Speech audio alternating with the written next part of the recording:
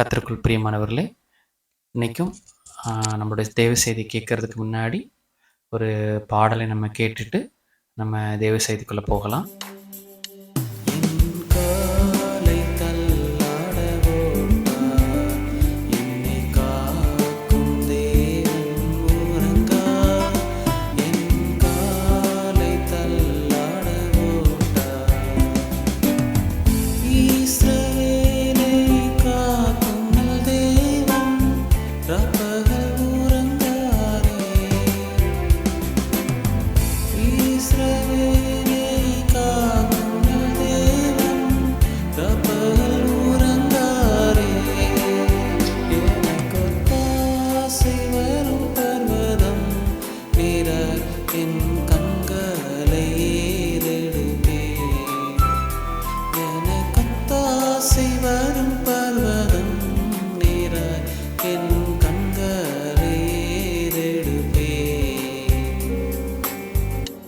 கிறிஸ்துக்குள் பிரியமானவர்களே, இன்றைக்கும் ஆண்டவருடைய பெரிதான கிருபையினால் உங்களை மீண்டும் சந்திக்கிறதுல மகிழ்ச்சி அடைகிறேன்.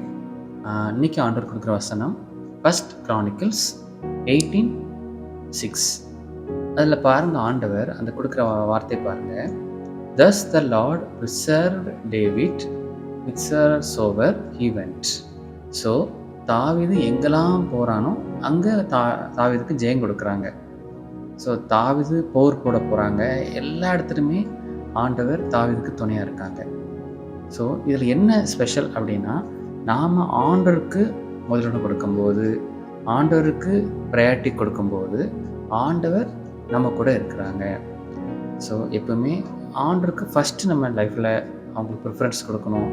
தாவீதை போல் நம்ம துதித்து பாட ஆண்டவருக்கு முக்கியத்துவம் கொடுக்கும்போது ஆண்டவர் நம்ம கூட இருந்து நம்மளுக்கு எல்லாத்தையும் ஜெயமாக மாற்றி தர வல்லவராக இருக்காங்க. அதே போல் பிரியமானவர்களே, நம்ம நம்ம ஆசீர்வாதத்தை பெற்ற பிறகு அதை ஷேர் பண்ணுறவங்களா இருக்கணும். நான் ஏற்கனவே என்னோடய வீடியோவில் சொல்லியிருக்கிறேன், இந்த ஊழியம், இந்த யூடியூப் ஊழியம் கடவுளுடைய சுத்த கிருபை தான். எனக்கு கொடுத்த அற்புதத்தை நான் மற்றவங்களுக்கு நான் ஷேர் பண்ணுறேன்.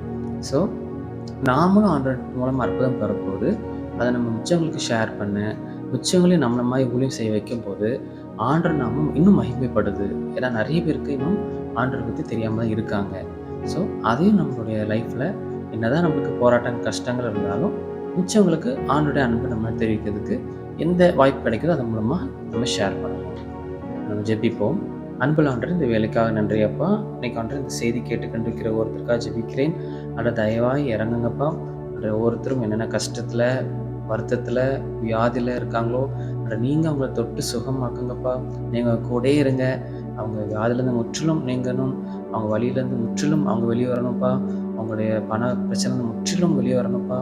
அவங்களுக்கு ஆசீர்வாதத்தை கட்டளிடுங்க. நீங்களே பொறுப்பெடுத்துக் கொள்ளுங்க. இயேசுவின் ஜெபிக்கிறோம் நல்ல பிதாவே, ஆமேன்.